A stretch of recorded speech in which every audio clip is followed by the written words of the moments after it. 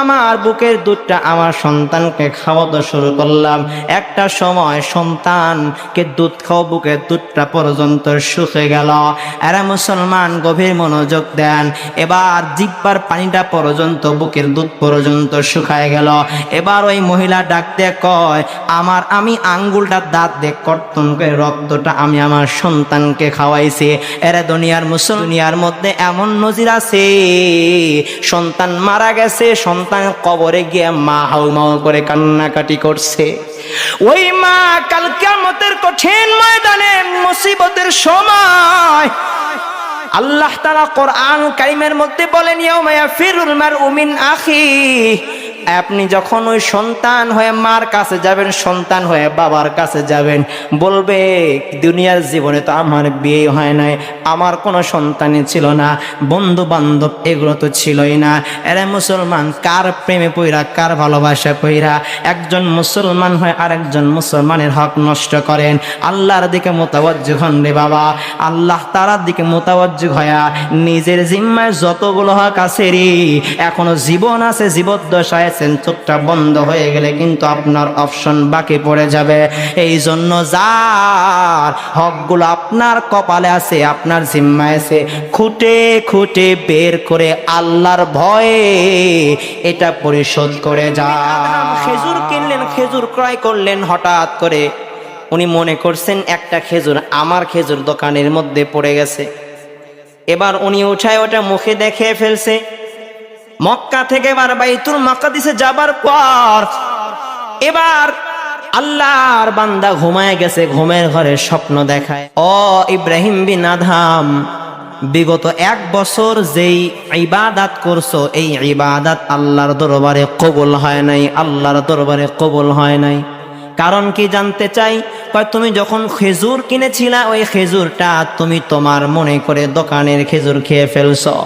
ইব্রাহিম বিন Adham আবার সেই দূরত্বের পথ, সেই জামানায় তো এই জামানার মতন হেলিকপ্টার ছিল না, বাস ছিল না, সিএনজি ছিল না, আবার হেঁটে হেঁটে রওনা দিছে।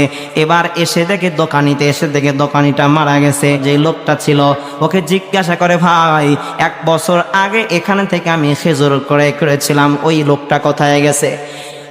কয় ওই লোকটা তো মারা গেছে। আপনি? আমি তার ছেলে।